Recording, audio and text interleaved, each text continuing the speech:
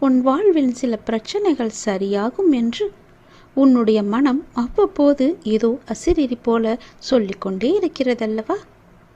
நீ படும் கஷ்டங்களுக்கெல்லாம் முடிவு வரப்போகின்றது. புது விடியல் உனக்காக காத்திருக்கிறது.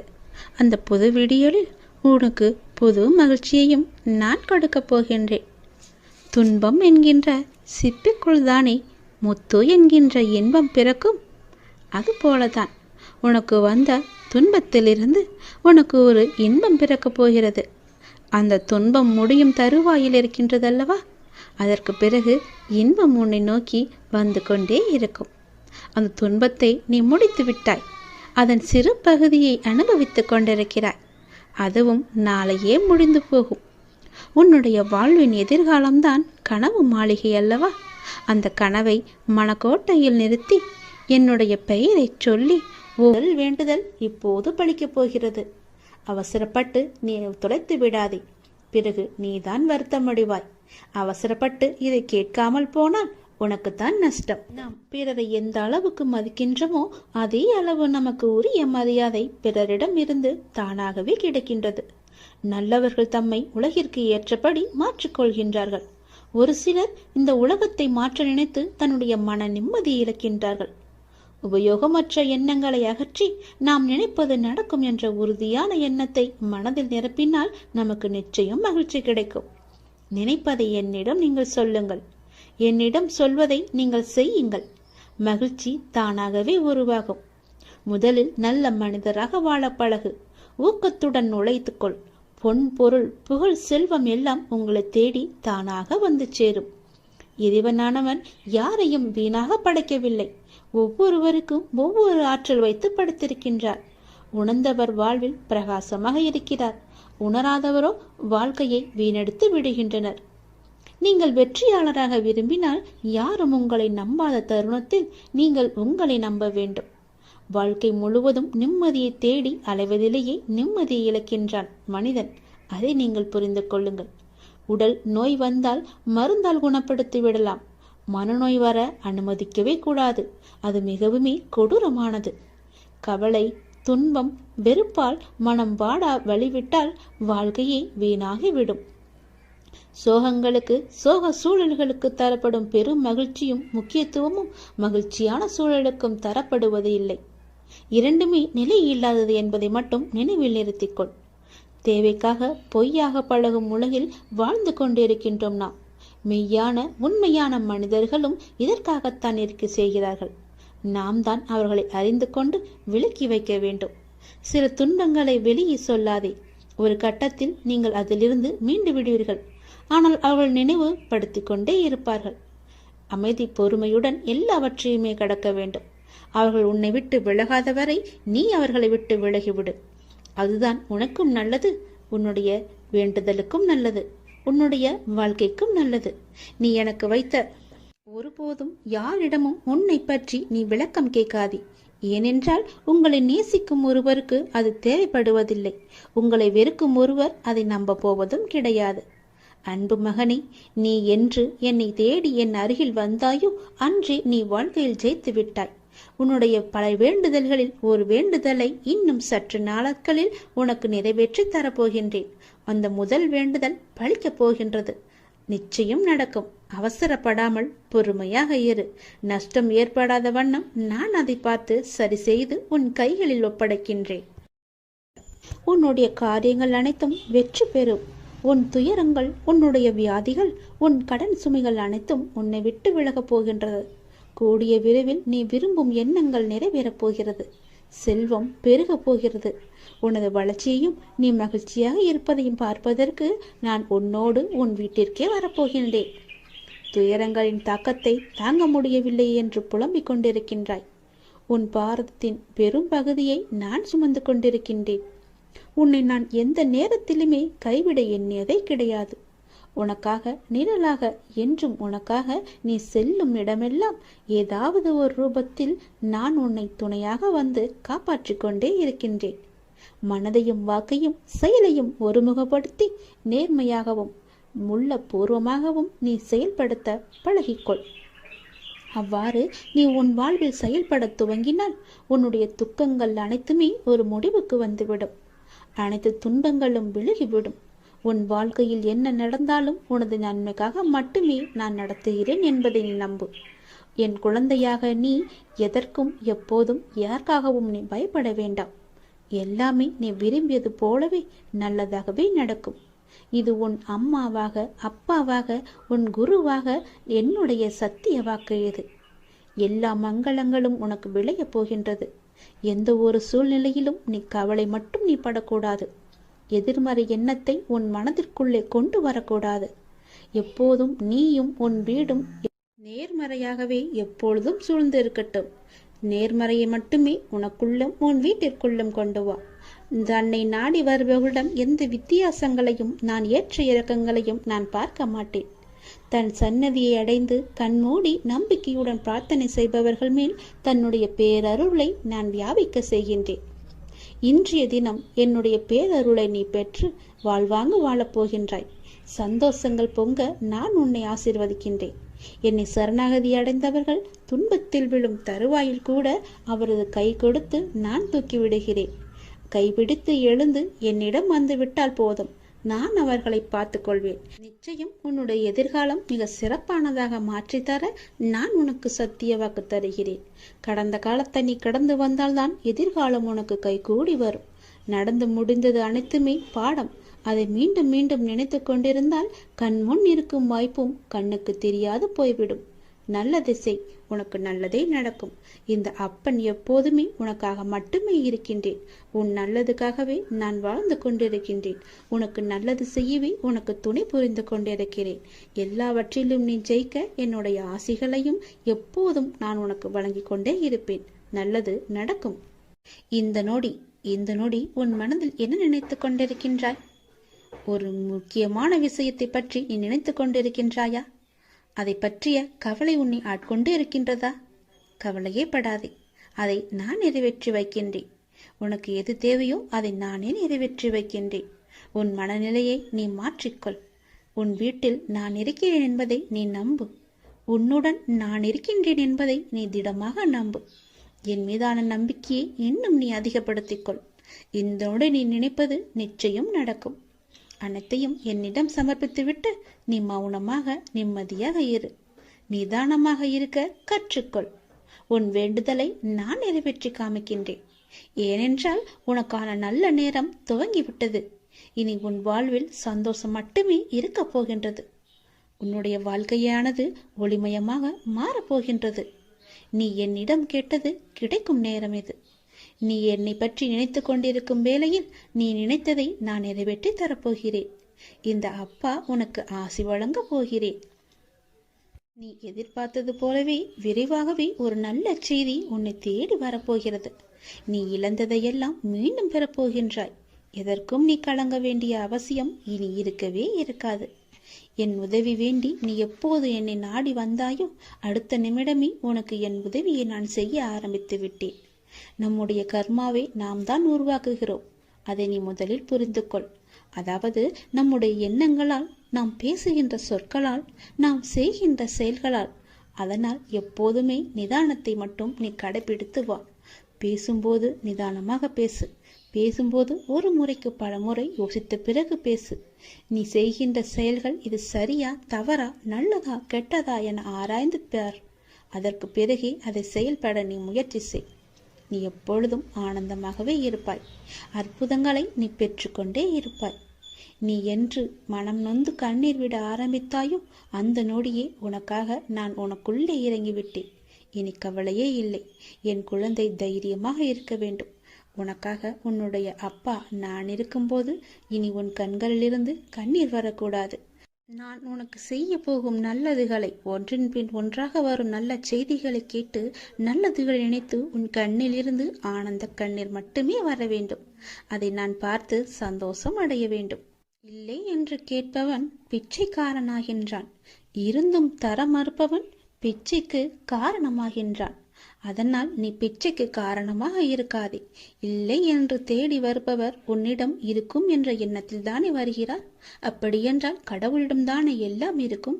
நீ அவருக்கு கடவுளாக தெரிவாய். இல்லை என்று சொல்லாமல் கொடுத்து விடு. வாழ்க்கையில் நீ தேடும் ஒன்று உன்னை விட்டு தள்ளி செல்கிறது என்று யோசிக்கின்றாயா? உன் பிரச்சனைகள் என்னவென்று நீ சொன்னால்தான் எனக்கு தெரியுமா? உனக்குள்ளேதான் நான் இருக்கின்றேனே. நான் உன் அருகிலேயே தான் இருக்கின்றேன். நான் உன் கண்களுக்கு புலப்படவில்லையா? என்னை நீ மறந்து விட்டாய், உதாசீனப்படுத்தி விட்டாய் என்று நான் கூறவில்லை. என்னை நீ மறந்து விட்டாய் என்றுதான் கூறுகிறேன். ஏனென்றால் அந்த மாயை என்ற வலைக்குள் நீ சிக்கிக் கொண்டு விட்டாய். அதனால்தான் நான் உன் கண்களுக்கு தெரியாமல் இருந்து கொண்டிருக்கிறேன். ஆனால் நானோ உன்னை சுற்றி எல்லா புறமும் உன்னை நோக்கியே நான் வந்து கொண்டிருக்கிறேன். உன்னை பாதுகாத்து கொண்டு உன் அருகிலேயே இருந்து கொண்டிருக்கின்றேன். நீ என்னை உதாசீனப்படுத்தி விட்டாய் என்று நான் கூறவில்லை. அவ்வாறு நீ செய்யவும் மாட்டாய். ஆனால் என்னிடம் பேசும்போது நடந்து முடிந்த கஷ்டத்தை பற்றிய புலம்பல் மட்டுமே நீ உன்னிடம் இருக்கின்றது. நான் உங்களிடத்தில் புலம்பக்கூடாதா என்றுதானே உன் மனதில் கேள்வி எழும்புகிறது. நான் உன்னிடம் அப்படி கூறுவேனா? முடிந்ததை புலம்பி நீ என்ன சாதிக்கப் போகிறாய் என்பதை நான் உனக்கு சொல்கிறேன். அதனால் ஒன்றுமே கிடையாதே. முடிந்தது விட்டது. அதை திருப்பி பெற முடியுமா? ஆகாது அல்லவா? அதை நான் உன்னிடத்தில் சொல்ல வருகிறேன். அதை நீ புரிந்து கொள். என் துணை எப்போதுமே உனக்கு இருக்கும். நீ தன்னம்பிக்கையுடன் இருக்க வேண்டிய நாள், எப்போதுமே சந்தோஷமாகவே இருக்க வேண்டிய நாள். ஒவ்வொரு நாளும் அதை நீதான் தயார் செய்து கொள்ள வேண்டும். தொலைந்து போன பொருளை நினைத்து வருந்துவதால் நீ பெற்றது ஒன்றுமில்லையே.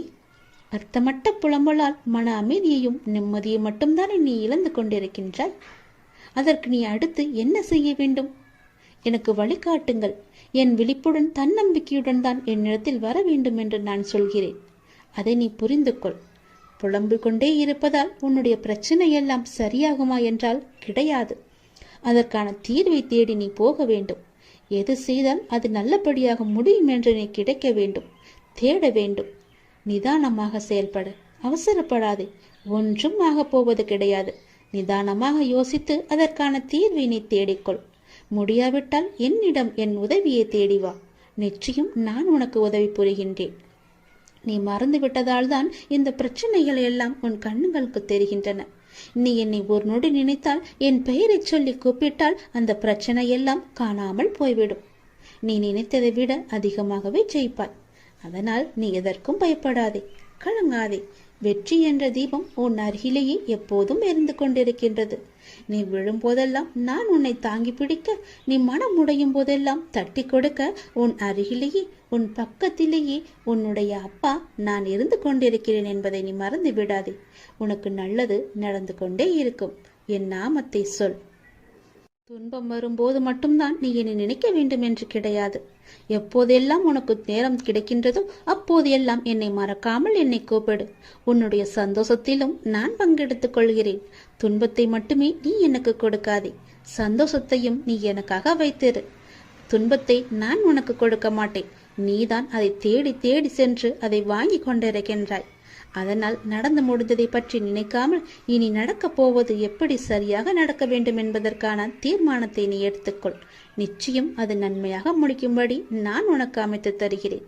என்னை கூப்பிடு, நான் வருகிறேன் உன்னுடைய உதவிக்கு. உன் வாழ்க்கையில் நல்ல மாற்றங்கள் தருவதற்கு நான் தயாராக இருக்கிறேன். மறந்து விடாதே, உதாசீனப்படுத்தி விடாதே. என்னை நினைத்து கொண்டே இரு. என் நாமத்தை நீ ஜபித்துக் கொண்டே இரு. நல்லது உனக்கு நிச்சயம் நடக்கும். வெற்றி செய்தி உனக்கு வந்து விட்டது. எதை பற்றியும் யோசிக்காமல் சட்டென்ன என் குங்குமத்தை தொடு. உன் பிரச்சனை தீரும். நீ நினைத்த காரியம் கைகூடி வரும். வெற்றி செய்தி உன்னை தேடி வரப்போகிறது என் தங்கமே. என் அன்பு குழந்தையே, நீ காலம் அறிந்து பயிற்சி என்பது போல சரியான காலம் அமைது உனக்கு உணர்த்தப்படும். அப்போது முழு முயற்சியை நீ வெளிப்படுத்த வேண்டும். ஆனால் காலம் உனக்கு சாதகம் இல்லாத நேரத்தில் முழு முயற்சி செய்து தளர்ந்து இனிமேல் முயற்சி செய்ய மாட்டேன் என்று முடிவு எடுத்துக் கொண்டிருக்கின்றாய். உனக்கான காலம் வரும். அப்போது உன் முயற்சி அனைத்துமே வெற்றி பெறும். உனக்கும் நேரத்தில் சரியான முடிவு எடுக்க முயற்சி செய். வெற்றி நிச்சயம் உனக்கு கிடைக்கும். நீ நீண்ட நாட்களாக ஆரம்பிக்கலாமா என்று நினைத்த ஒரு நல்ல காரியத்தை இன்று ஆரம்பித்து விடு. உனக்கு அது சிறப்பான ஏற்றம் தரும். நீ எனக்காக என்னென்னவோ செய்ய திட்டமிட்டாய் அல்லவா? அது எல்லாம் உன்னால் செய்ய முடியாமல் போனது என்று வருந்தாதே. நீ எனக்காக செய்ய ஆசைப்பட்டது எல்லாம் செய்ய உனக்கு மீண்டும் ஒரு வாய்ப்பு கிடைக்கும். உன் வாழ்வில் நீ எதிர்பாராத பல நல்ல விஷயங்கள் அடுத்தடுத்து நடைபெற இருக்கின்றன. மாற்றங்களுக்கான அறிகுறி இன்று உனக்கு தென்படும். நீ மகிழ்ச்சியாக இருப்பதை நான் கண்கூடாக பார்க்க போகிறேன். உன் கடந்த காலத்தை பற்றியோ உன் தற்போதைய நிலையை பற்றியோ சிறிதும் கவலைப்படாதே. உன்னுடைய காலங்கள், கஷ்ட காலங்கள் எல்லாமே மாறும். நான் மாற்றுவேன். வாழ்வில் நீ நினைத்தும் பார்க்காத வளமான வாழ்வை நான் உனக்காக கொடுத்து உன்னை வாழ வைக்கப் போகிறேன். நீ கடக்கும் பாதைகள் யாவும் உன் வாழ்வை மேன்மைப்படுத்துவே என்பதை மறந்து விடாதே. நான் இருக்கின்றேன், இருப்பேன், என்றுமே உனக்கு வழித்துணையாக இருப்பேன். நம்பிக்கை கொள். கடல் நீரை போன்று உன் அன்பு என்னிடத்தில் இருக்கும் போது உன்னை என்னிடம் இருந்து எவரால் பிரித்துவிட முடியும்? ஏன் கலங்கிக் கொண்டு இருக்கின்றாய்? ஏன் குழப்பப்படுகிறாய்? உன்னை காக்க நான் இருக்கின்றேன். என் தங்கமே, உனக்குள் இருக்கும் மனக்குழப்பம் தீர்ந்ததா? அதற்கு நீ சரியான தீர்வை கண்டிருப்பாய் என்று நினைக்கிறேன். அந்த தீர்வை நான் தான் உனக்கு கொடுத்தேன். என்னை சரணடைந்த உன்னை கவலைப்பட செய்ய விட மாட்டேன். பல கவலைப்பட்ட விஷயங்களிலிருந்து நிச்சயம் மீட்டெடுப்பேன். தைரியமாக இரு, நம்பிக்கை இழக்காதே. உனக்கு துணையாக நான் எப்போதும் வருவேன். நீ யார் என்பதை மீண்டும் அனைவரும் புரிய வைப்பேன்.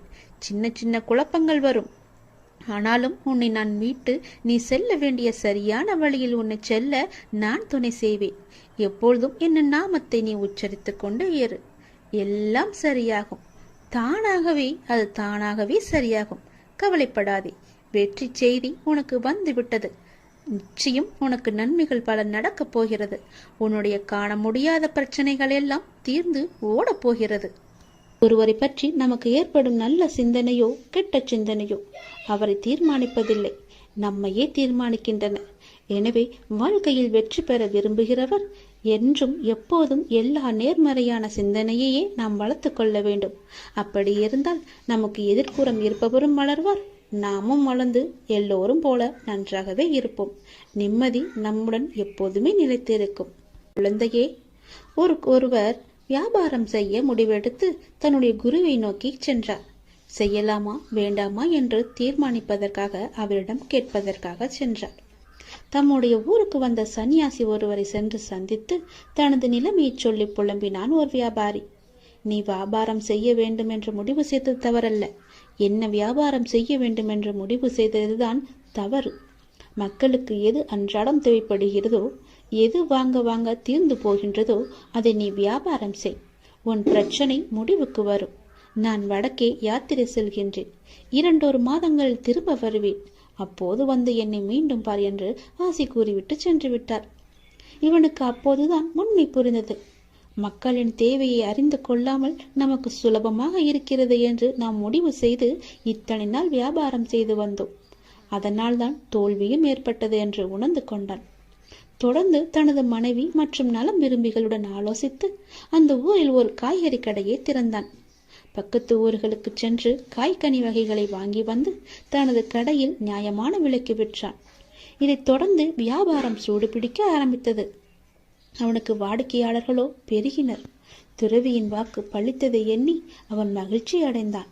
அவருக்கு மானசீகமாக நன்றியும் கூறினான். இந்த நிலையில் இவனது வியாபாரத்தை பற்றி கேள்விப்பட்ட பக்கத்து ஊர் செல்வந்தர் ஒருவர் இவனது கடைக்கு எதிரே இருந்த ஒரு காலி நிலத்தை வாங்கி அந்த இடத்தில் மிக பிரம்மாண்டமான கட்டிடம் ஒன்றை கட்ட ஆரம்பித்தார். தனது கடைக்கு எதிரே புதிய கட்டிடம் ஒன்று கட்டப்படுவதை பார்த்த இவன் என்ன ஏது என்று விசாரித்த போது மிக பெரிய பலசரக்கு கடை ஒன்று அங்கு வரப்போவதாகவும் அங்கு காய்கறி முதல் மளிகை சாமான்கள், வீட்டு உபயோகப் பொருட்கள் என அனைத்தும் கிடைக்கும் என்றும் கூறினார்கள். அதை கேட்ட இவனுக்கு அடிவயிறோ கலங்கியது. இத்தனை ஆண்டுகள் நஷ்டத்தில் வணிகம் செய்து வந்தோம். இப்போதுதான் ஓரளவு வியாபாரம் சூடு பிடிக்க ஆரம்பித்திருக்கிறது. இந்த நிலையில் இப்படி ஒரு போட்டியா? நான் என்ன செய்வேன் என்று தத்தளித்தான். இந்த கடை கட்டி முடிக்கப்பட்டால் எல்லோரும் இதற்கு தானே செல்வார்கள். என் கடையை யார் எட்டி பார்ப்பார்கள்? இறைவா, இது என்ன சோதனை என்று கலங்கி தவித்தான். இந்த நிலையில் அந்த சன்னியாசியும் தனது யாத்திரை முடித்து திரும்பினார். அவரிடம் சென்று நடந்ததை விளக்கி நான் இப்போது என்ன செய்ய வேண்டும் என்றார். ஒன்றும் வேண்டாம், நான் சொல்வதை போலவே செய். தினமும் காலை உன் கடையை திறக்கும் போது இன்று எனக்கு வியாபாரம் நன்றாக நடக்க வேண்டும் என்று கடவுளை பிரார்த்தனை செய். அப்படியே எதிர்ப்புறமும் திரும்பி அந்த புதிய கடையிலும் நன்றாக வியாபாரம் நடக்க வேண்டும் என்று பிரார்த்தனை செய். ஒப்புக்காக பிரார்த்திக்காமல் மானசீகமாக அதை விரும்பு. நல்லதே நடக்கும் என்றார். என்ன இப்படி சொல்கிறீர்களே என்று அவரும் ஒரு நிமிடம் குழம்பி போனார். என்னது, எனது போட்டியாளரும் நன்றாக இருக்க வேண்டும், அவருக்கும் நன்கு வியாபாரம் நன்கு நடக்க வேண்டும் என்று பிரார்த்திப்பதா என்று கேட்டார். ஆமாம், நீ அவருக்கு கூறும் ஒவ்வொரு வாழ்த்தும் நல்ல எண்ணமும் உனக்கே பன்மடங்காக திரும்ப வரும். அதே போல அவருக்கு நீ தீமை நினைத்தால் அதுவும் உனக்கே திரும்ப வரும் என்றார். அதே போல அவர் எங்கேனும் சந்திக்க நேர்ந்தால் ஒரு போட்டியாளரை பார்ப்பது போல் பார்க்காது, ஒரு நண்பரை நலம் விரும்பியை பார்ப்பது போல பார்த்து ஒரு புன்னகை செய் என்றார். அந்த சந்நியாசி மீதும் அவரது வார்த்தைகள் மீதும் இவனுக்கு பெரும் மதிப்பு உண்டு என்பதால் அவள் கூறியதைப் போலவே தினமும் முழு மனத்துடன் தனக்காகவும் அந்த எதிர்கடைக்காரருக்காகவும் பிரார்த்தனை செய்து வந்தாள். அந்த எதிர்கடைக்காரரை பார்க்கும் போதெல்லாம் புன்னகை செய்தும் வந்தார். இதன் பயனாக நாளடைவில் இருவரிடமும் ஒருவித நட்பு ஏற்பட்டுவிட தனது கடைக்கு காய்கறிகளை கொள்முதல் செய்யும் பொறுப்பை இவரிடம் விட்டுவிட்டார் அவர். விளைவு, இவனுக்கு பன்மடங்கு வியாபாரம் கிடைத்தது. நாளடைவில் இவன் கடையும் வளர்ந்து ஒரு மிகப்பெரிய காய்கறி சந்தையாகவே மாற்றிவிட்டான். ஒரு நேர்மறையான அணுகுமுறை, மனோபாவம் எந்த அளவு அவரது வாழ்க்கையை மாற்றியிருக்கிறது என்று பாருங்கள். நாம் இந்த உலகத்தில் தனியாக இல்லை. ஒவ்வொரு விஷயமும் ஒன்றுக்கொன்று பிணிந்தவைதான். நமது தான் நமது எதிர்காலத்தை தீர்மானிப்பதில் மிக பெரிய பணி செய்கின்றன. ஒருவரை பற்றி நமக்கு ஏற்படும் நல்ல சிந்தனையோ கெட்ட சிந்தனையோ அவரை தீர்மானிப்பதில்லை, நம்மையே தீர்மானிக்கின்றன. எனவே வாழ்க்கையில் வெற்றி பெற விரும்புகிறவர் என்றும் எப்போதும் எல்லா நேர்மறையான சிந்தனையையே நாம் வளர்த்து கொள்ள வேண்டும். அப்படி இருந்தால் நமக்கு எதிர்ப்புறம் இருப்பவரும் வளர்வார், நாமும் வளர்ந்து எல்லோரும் போல நன்றாகவே இருப்போம். நிம்மதி நம்முடன் எப்போதுமே நிலைத்திருக்கும். உன் வீட்டில் சுப நிகழ்ச்சிகள் நடக்கப் போகின்றது.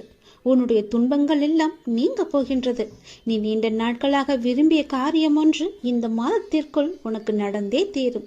நீ கேட்டபடியே உன் வீட்டில் சுப நிகழ்ச்சியை நடக்குவதற்கான ஏற்பாடுகளை எல்லாம் நீ தொடங்கிவிடு. ஒருபோதும் என்னிடம் நீ பிரார்த்திப்பதை மட்டும் விட்டு விடாதே. ஒருபோதும் பிரார்த்தனை செய்வதை நிறுத்த வேண்டாம். சில நேரங்களில் நீங்கள் சோர்வாகவும் உதவியற்றவராகவும் இருப்பதை நான் அறிந்திருக்கின்றேன். தனியாக சென்று புலம்புவதை நான் பார்த்திருக்கின்றேன். நீங்கள் ஜெபிப்பதை நிறுத்தாதே. அதை செய்யவே செய்யாதே. உங்கள் எல்லா பிரார்த்தனைகளையும் நான் கேட்டிருக்கிறேன். உங்கள் பிரார்த்தனைக்கு நிச்சயம் நான் பதிலளிக்கின்றேன். எத்தனையோ துயரங்களை எல்லாம் நீ கடந்து வந்து விட்டாய். இனி வரக்கூடிய நாட்கள் உனக்கு பொற்காலமாக மாறப்போகிறது. நீ வாழவே கூடாது என்று நினைத்தவர்கள் பல பேர் இருக்கின்றார்கள். உன் அருகிலேயே இருக்கின்றார்கள். உனக்கு சுற்றார் உறவினர்கள் கூட அதில் ஏதோ ஒருவர் இருக்கின்றார் என்பதை நீ தெரிந்து கொள். அவர்களுக்கு முன்னால் நீ ஜெயித்து காமிக்க வேண்டாமா? நீ பேரொளி போல ஜொலித்து காமிக்க வேண்டாமா? மின்னலை போல நீ வெளிச்சமாக இருக்க வேண்டாமா? சந்தோஷமாக அவர்களுக்கு முன் நீ இருந்து காமி. நிச்சயம் அவர்களின் வயிற்றெரிச்சல் உன்னை நன்றாகவே வாழ வைக்கும். நீ சந்தோஷத்தில் துள்ளி குதிக்கப் போகிறாய். தலைகால் புரியாத அளவிற்கு சந்தோஷ மலையில் நீ நனையப் போகின்றாய். உனக்கு துணையாக உன் அப்பா நான் இருக்கும்போது நீ எதை தேடியும் யாரிடமும் சென்று கையேந்த வேண்டாம். எதற்காகவும் கையேந்த நான் உன்னை அனுமதிக்க மாட்டேன். இது என்னுடைய கட்டளை. எதுவாக இருந்தாலும், உனக்கு எது தேவையாக இருந்தாலும் என்னிடம் கேள். நானே உனக்கு தருகிறேன். என்னை எங்கும் நீ தேடி போக வேண்டாம். என் பக்தர்கள் இருக்கும் இடத்தில் எப்போதுமே நான் இருப்பேன். உன் கவலை கண்ணீருக்கும் ஒரு முற்றுப்புள்ளி நான் வைத்து விட்டேன். என் செல்வமே, உன் வலி வேதனை அனைத்தும் நான் அறிந்திருக்கின்றேன். உனக்கான நாளை உருவாக்கத்தான் நான் உன்னை இத்தனை நாட்கள் சோதித்து வந்தேன். உன் நம்பிக்கையும் பொறுமையும் எந்த அளவுக்கு உன்னிடம் இருக்கிறது என்று உன்னை சோதித்து பார்த்தேன். அந்த சோதனையில் நீ ஜெயித்து விட்டாய் நாங்கமே. தக்க விடியல் உனக்காக பிறக்கப் போகிறது. காத்திரு. நீ கேட்டபடியே அந்த விடியல் நல்லதாக மாறப்போகிறது. சந்தோஷமாகவே இருக்க போகிறது. உன் கஷ்டங்கள் எல்லாம் தீரப்போகிறது. நீ கேட்டபடியே உன் வீட்டில் சுப காரியங்கள் எல்லாம் நடக்கப் போகின்றது. மன மகிழ்ச்சிகள் கூடி வரப்போகிறது. சந்தோஷம் பொங்கல் போல பொங்கி வழிய போகிறது. நீ நினைத்தது நடக்கும். ஜெயிப்பது வெற்றி உனக்கே கிடைக்கும். நிச்சயம் நான் உனக்கு அருகில் இருந்து உனக்கு தேவையான அனைத்தையும் நானே செய்து தருகிறேன். என்னை மட்டும் நீ மறந்து விடாதே. என் நாமத்தை எப்பொழுதும் நீ சொல்லிக்கொண்டே இரு. உனக்கான வெற்றி காலம் இது.